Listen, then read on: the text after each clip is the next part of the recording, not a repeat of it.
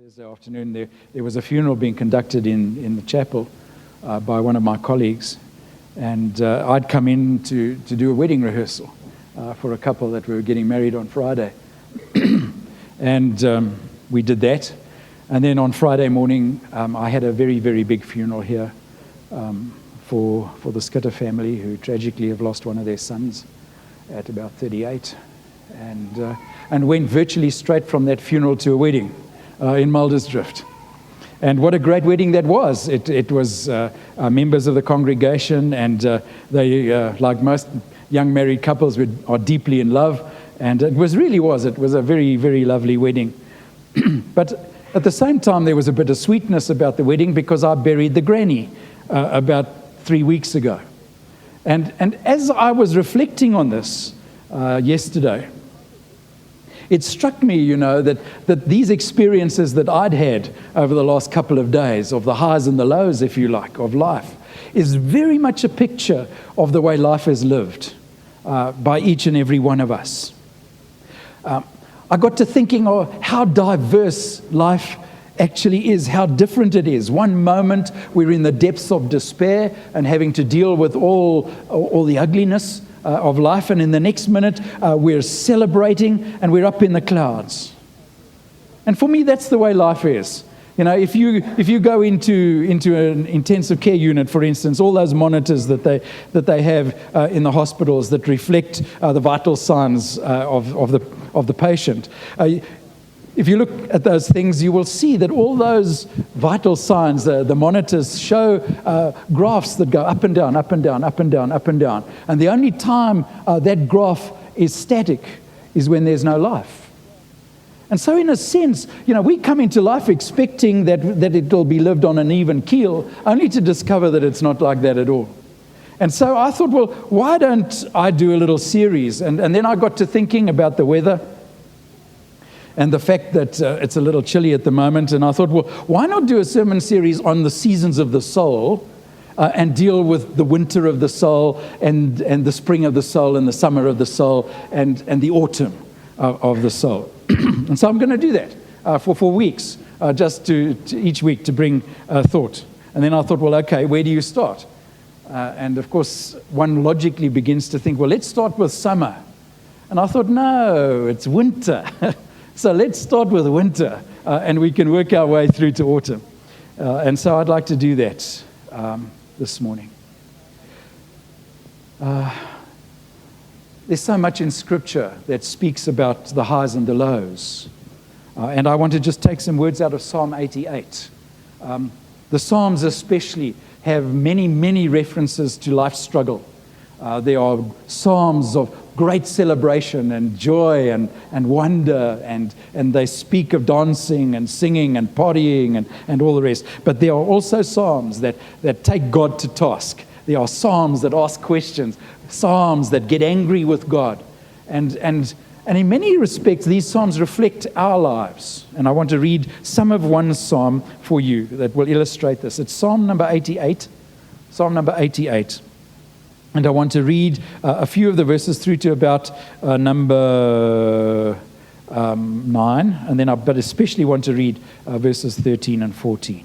So if you've got your Bibles with you, Psalm 88, and just hear the disappointment, hear the challenge, hear the pain with which the psalmist writes this. O Lord, the God who saves me, day and night I cry out before you. May my prayer come before you. Turn your ear to my cry. For my soul is full of trouble and my life draws near the grave. I am counted among those who go down to the pit. I am like a man without strength. I am set apart with the dead, like the slain who lie in the grave, whom you remember no more. Hello? Who are cut off from your care. You have put me in the lowest pit, in the darkest depths. Your wrath lies heavily upon me. You have overwhelmed me with all your waves. You have taken from me my closest friends and have made me repulsive to them. I am confined and cannot escape. And then I want to read you 13 and 14, verses 13 and 14. But I cry to you for help, O Lord. In the morning my prayer comes before you. Why, O Lord, do you reject me and hide your face from me? Why, O Lord, do you reject me and hide your face from me? Have you ever thought those words or words similar to that? I'm fairly sure that every one of us have. So let's deal with winter of the soul. I don't want to make this too heavy, but let's see where we go with it. Let's start with some words maybe that describe winter for us. Frost, cold fronts, snow, frost, hypothermia, dead car batteries, frost, thermal underwear, frost, wind, frost, death, diminished mental capacity, recreational eating. I thought you might enjoy that one. Recreational eating. That's a nice way to say it, isn't it? A house in Durban. Maybe some words that describe for us. Now, I know that there are people who claim that they love winter more than any other season. And maybe there are some folk here this morning who feel like this, that winter's the greatest season of them all. So let me just ask you a question. How many people do you know who have lived their whole lives in Durban and retired to Dullstra? Doesn't it work, eh? Nobody in their right mind lives their entire life in the tropics and then moves to Dullstra. I've had people say to me that since God made winter, it must be good. But folks, if you read the Bible carefully, there's no mention in the Bible of winter until after the fall. Because everything before that was fantastic. In Genesis, we read about the Garden of Eden bursting with trees full of leaves and fruit and people who didn't even need to wear clothes. Wherever the Garden of Eden was, it wasn't Dullstra.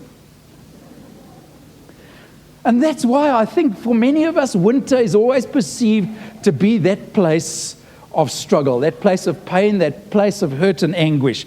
Probably why the phrase, "I'll do that when hell freezes," comes about, because that's the way we see winter. I don't think many of us enjoy it, by and large. I mean, I watch you come in here. It's not so bad at this service, but if you want to see winter strike, you must come to the early service, 7:45. Talk about the faithful. And the faithful diminish, let me say, in winter. And they come down the steps like this. And they say, "Hello, Derek. Isn't it terrible here? It's so cold." Because that's the way we see winter, you know.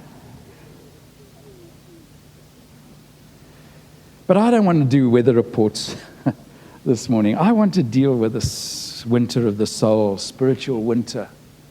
Because it's real, folks. I know it's real. All of us, every single one of us, no matter how old or how young we are, have to deal with these moments in our lives when it doesn't go well. There's no place on this planet where we can avoid winter. Just nowhere. Winter of the soul is that time of our lives when we've lost something, when something in our life has died. And probably never to return. And nothing seems to take its place. And so we find ourselves in these sort of doldrums, and we're not sure if we're ever going to make it out of there. It's interesting that the Bible has wintry books, you know. I quoted from Ecclesiastes this morning. Ecclesiastes is one of those winter books in the Bible that deals with the struggles that we face in our lives. The book of Job, 30, 40, 50 chapters of struggle, deep struggle. The Psalms, the one I read you this morning, 88. Go and read Psalm 38. There are so many of them. What's winter? What is winter of the soul in your experience, in your life? Maybe you've lost a job, and with that loss of the job comes a deep sense of sadness and even shame, and a sense of failure that we have somehow let our family down. You're in winter. You're in winter. Or that test comes back from the doctor and it's positive, and all those dreams that we had of watching our children grow up and watch our grandchildren go out the window. That's winter, folks. Maybe you feel that you failed as a parent. Things are not right between you and your kids, and there's pain in the family. It's winter time. Or somebody that you've loved with your whole heart has died. And you prayed so much and you hoped so much. And you don't understand. And you're in winter. And I look around the congregation and I can see it. I can see it. See the people that I've worked with. And for all this makes so much sense. Or there's a deep sense of brokenness. Maybe a betrayal of a relationship, of a marriage. Someone who's walked out on you. Friendship's gone wrong. We find ourselves in these winter times in our souls and in our spirits. And then Psalm 88 says these words, and I wonder if you caught it. I cry to you, O God, for help in the morning. Why do you hide your face from me? I wonder how many of us have asked God why. Wonder how many of us have struggled with this, the perception that God has deserted us. Where's God? When I needed him the most, he wasn't here. Why has God turned his face from me? Because one of the most fundamental needs that we have as human beings is for comfort and security and the love and the affection and the protection of a parent. You know how children will be crying and the parents pick them up and they stop. You know, we were with Clive and Tracy on the other night, and we were having supper with them, and they've got this new baby, and he doesn't go to sleep too easily, which is a nice way of saying that he doesn't sleep. But be that as it may.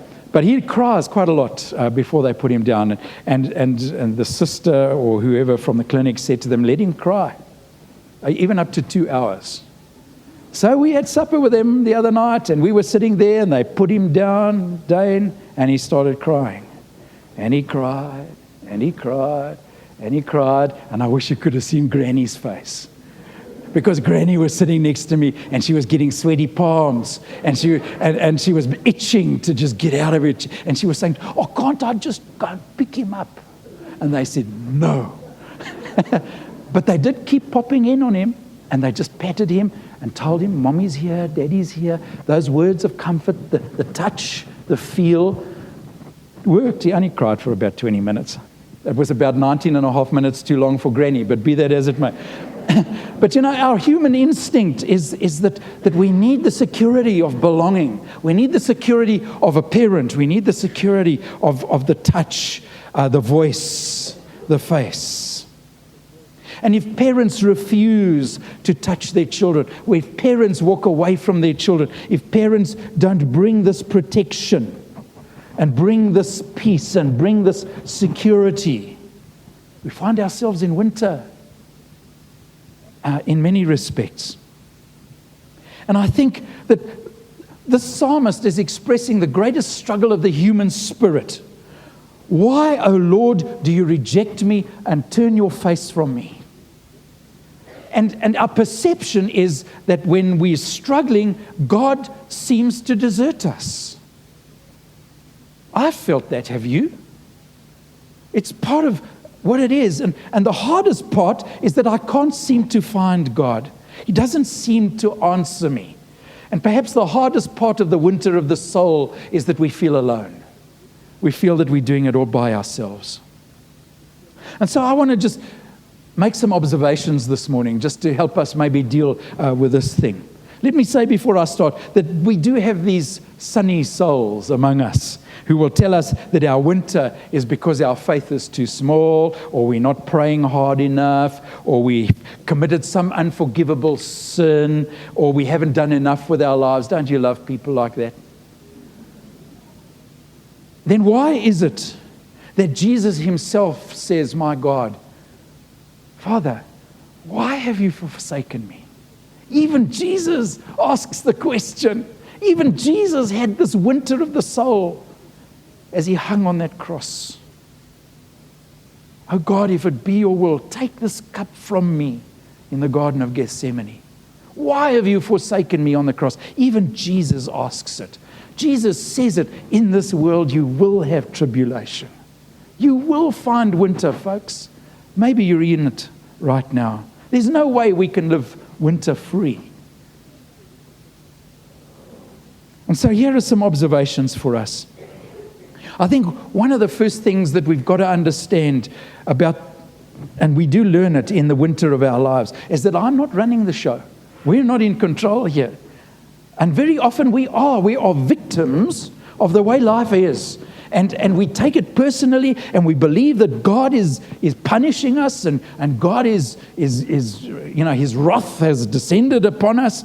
And it's very tempting in the winter of our souls to take control, to take it away from God and say, listen, you're not doing a good job here. I'm going to do it. I'm going to pull myself up by my own bootstraps. And so we begin to try and take control of our lives at those moments when we need Him the most.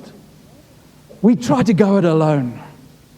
And folks, if you're in a winter period in your soul right now, please don't take control.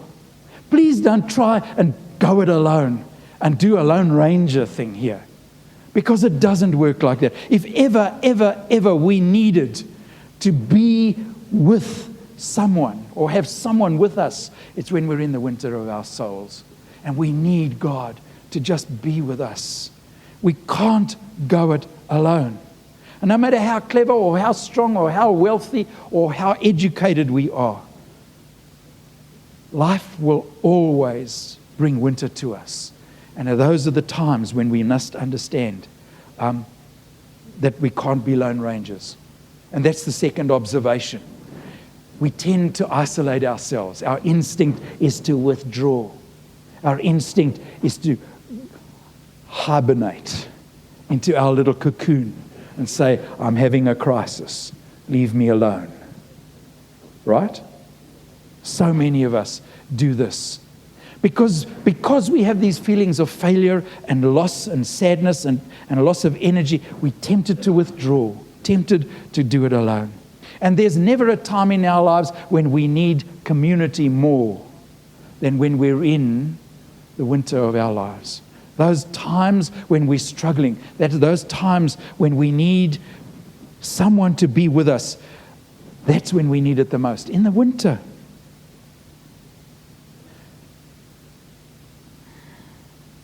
Current research into depression has, and as always, we've recognized bipolar depression as being the manic and depressive phases of doing life. In other words, our highs are really high and our lows are really low.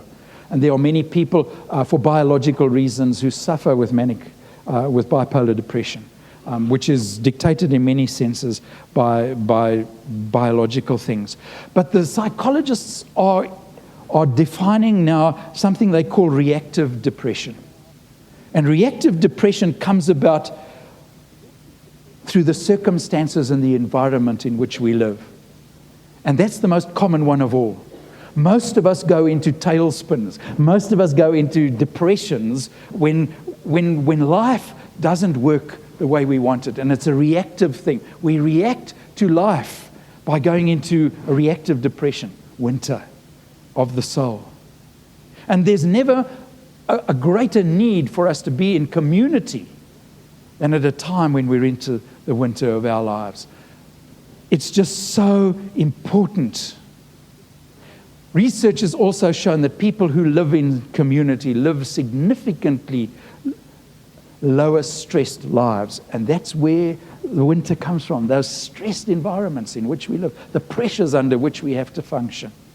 And some of the research in America has identified that the Amish community, the Amish community, the sort of Quakers who live very simple lives, who don't get involved with high-tech stuff, they live very, very simple lives. Reactive depression is virtually non-existent among the Amish because they don't live with the stress. They don't live with the demands that modern living has with us. Read the Bible and discover that the Bible says that God made us for community.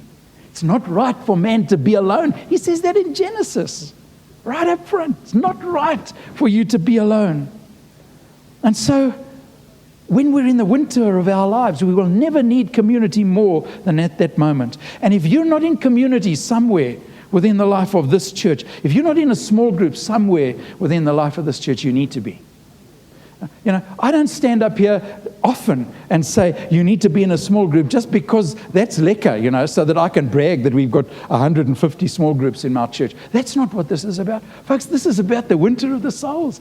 And I look around me in this congregation and I see the people that I know have been in winter and maybe even are.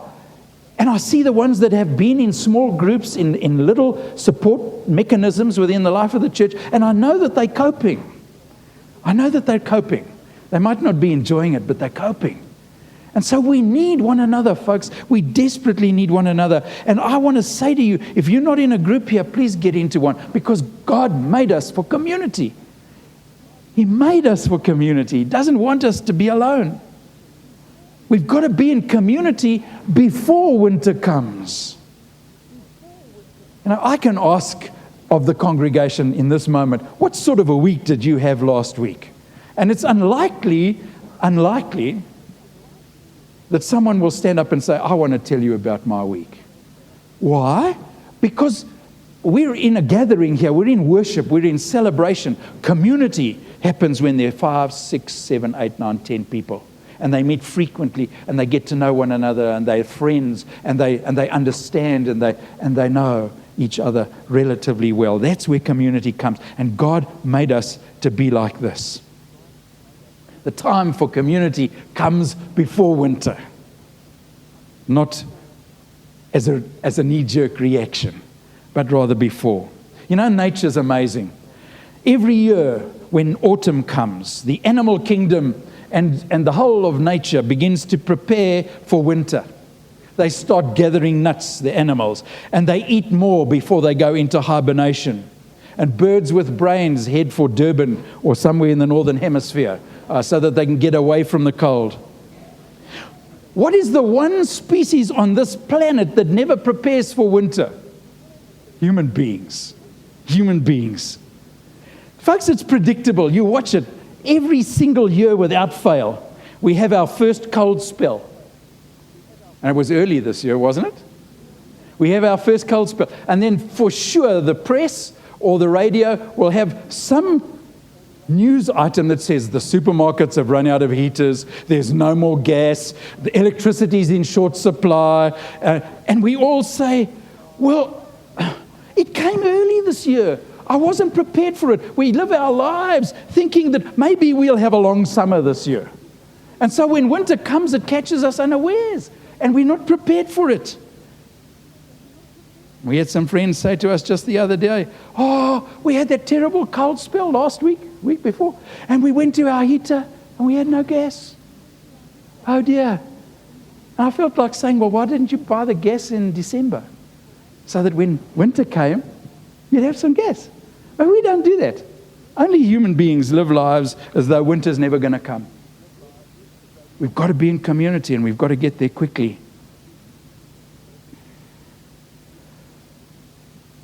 The book of Job has many answers, especially to those who ask the question, why? Especially to those who feel they're doing winter alone. Do you know someone who's in winter right now? The book of Job has a lot to say. Story of Job is a deal that God and Satan have, that Satan will test Job to see if he will curse God. And so God says to him, you can do it, but don't kill him.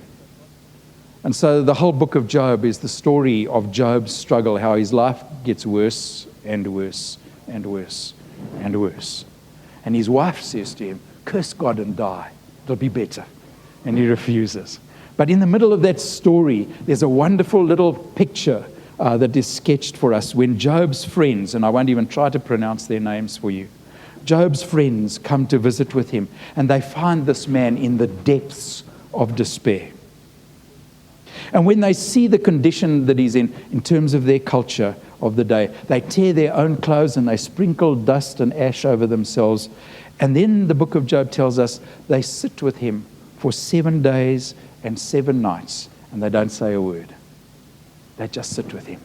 They just sit with him. Now, what do we do when we're with someone who's struggling? We're trying to find the right words. We've got to say something that will help them feel better. We've got to do something that will help them feel better. Why? You mustn't feel like this, da-da-da. And we've got all the advice under the sun. And the Bible says, go and sit with them. Go and sit with them. And that's the truth, folks. When we come to winter, that's where God is. God is sitting with us. And He's just there. Huh? He's just there. And I want to tell you, you know what I'm saying. Because lots and lots and lots of people say to me, I prayed for God to say something, to do something that would change my life, that would bring me out of this depression, out of this place. And He didn't do it. He didn't speak. I never heard God speak to me. But you know what? I felt Him. I felt Him. And folks, I want to say to you, when it comes to winter, maybe God's not going to say anything, but He's going to sit with you. He's going to sit with you. And He's going to be with you through this time. The primary comfort that God brings us, the primary comfort that God brings us, not the only one, but the primary one, is not in words and explanations. It's in His presence. It's in the promise He makes, I will be with you. When you're in winter, we need to hear these words, I will be with you. That's why it's so desperately required of us to be compassionate with people who are struggling in the winters of their soul. Because it's easy to judge. It's easy to give advice. It's easy to give answers. But Job's friends knew better. They knew that they didn't have to say anything. They just had to sit with Him. Job's friends were at their best when they sat with Him. God is at His best when He sits with you in the winter of your soul. And I believe that the people who wrestle with depression and the people who refuse to give up and the people who seek help and push themselves to pursue life when they'd rather quit, I believe that these are the greatest heroes that I ever meet. The people who never give up. If I were to do a quick climatic survey here quickly and ask how many people here enjoy winter, I wonder how many hands would go up. Anybody? Anybody enjoy winter? Isn't it amazing? But if I say, does anybody enjoy autumn? There'll be some hands. If there's anybody enjoy summer, I'll get some hands. Anybody enjoy spring? I'll get some hands. But when I say anybody enjoy winter, not a hand. Not a hand. Winter's the only season we're anxious to get rid of. And so the story of the winter of the soul perhaps hangs around hope. And I want to end here. It hangs around hope. Where there's hope, there's life. Where there's hope, there's God. God is there. We must never give up. And I promise I won't tell the story of Winston Churchill. Where there's hope, God is there. God is there. And I told that story a few weeks ago. I got home and Yvonne said to me, if you tell that story of Winston Churchill one more time, I'm going to smack you. So I'm not going to tell the story of Winston Churchill this morning. But I want to talk about hope. And maybe I will tell you an old story, but it's not the one about Churchill. Do you know the story about the fork? You hear the story about this woman who was diagnosed with cancer. And she went to her pastor and she said, I've got to make preparations. They've given me 3 months. And she told him the way she wanted her funeral to go, and she spoke about hymns and her Bible in the coffin and so on and so on. And when she'd done all that stuff, she said, and there's one more thing. I want to be buried with a fork in my right hand. And the pastor said, a fork? What? Why a fork? And she explained that in all her years of going to church functions, whenever food was involved, when they cleared the main course off the table, people would say, keep your fork, pudding's coming. And she said it was never jelly. It was always God food, apple tart and things that you can eat with a fork, you know. And she said, it was my favorite part of the meal because when they told me to keep my fork, I knew something better was coming. I knew something better was coming. And she said to the pastor, please do that. And so at the funeral, she was there, fork in hand, and she wanted the people to ask the question. And so he began to explain to them. that for any one of us who choose to follow Jesus, there is always that hope that spring's coming.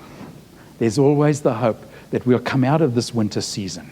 There's always the hope and the knowledge that summer's coming, that this is a season, but it'll pass. It's a season. If we're in it, we need to hold on to the thought that something better is coming. And so I've got some homework for you.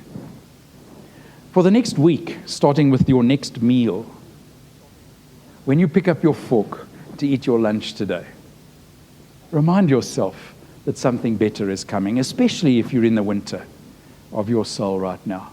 As you pick up your fork, remind yourself that something better is coming, because it is.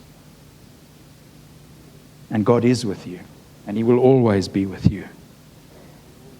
And winter will never have the last word in God's kingdom. Winter will never be victorious in God's kingdom.